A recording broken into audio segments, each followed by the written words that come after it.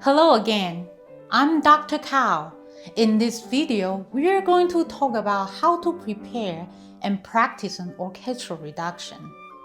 If you are a pianist who regularly collaborates with other instrumentalists or singers, you will most likely encounter orchestral reductions in your musical career. Before I dive into talking about how to practice an orchestral reduction, I would like to talk about their background first. What is an orchestral reduction?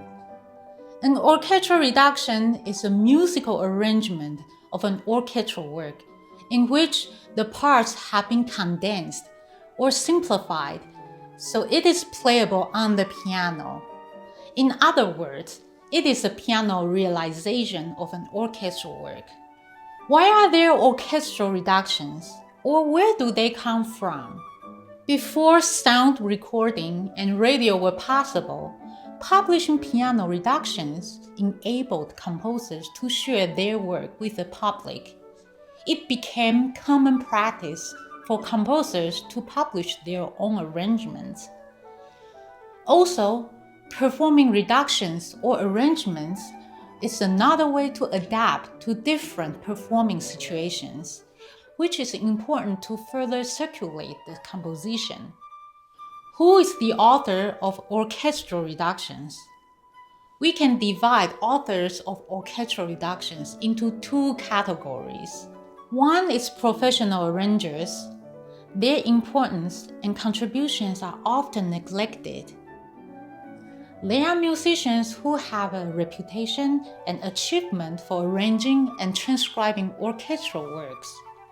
They may work for publishing companies or their composer contemporaries to produce the arrangements.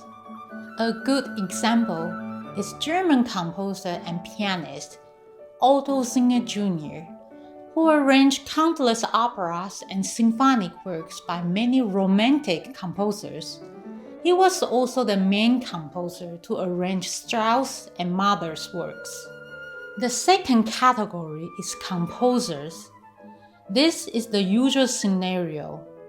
As we mentioned before, it is a common practice for composers to publish their own arrangements. Here is an interesting example. This is the manuscript of Tchaikovsky's Rococo Variations for cello and orchestra. What you see here is an original fortepiano cello manuscript, which interestingly shows the collaboration between Tchaikovsky and the dedicatee of the piece, Fitzhenhagen, in arranging the work.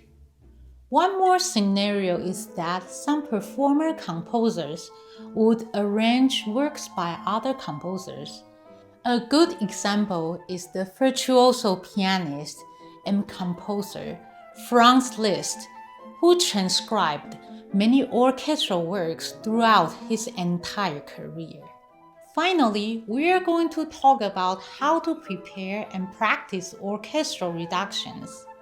When you are rehearsing or performing an orchestral reduction, no matter if you are playing an opera or an instrumental concerto, the pianist's responsibility is to most closely recreate the sound and support of the orchestra. Essentially, the pianist represents the roles of the conductor and orchestra. Here are some principles to help you prepare an orchestral reduction. First, listen to the recording. When you are learning a new orchestral reduction, it is really important to listen to the original orchestral version of the piece. You want your ears to absorb and be familiar with the orchestral sonority and its characters. It is also really helpful to look at the full score while you are listening to the recording.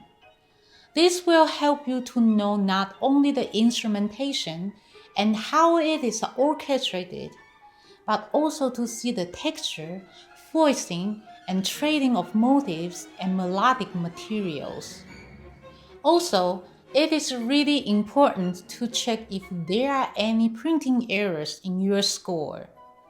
I have found countless mistakes in many of the orchestral reductions I have played. Second, play what you hear, not what you see.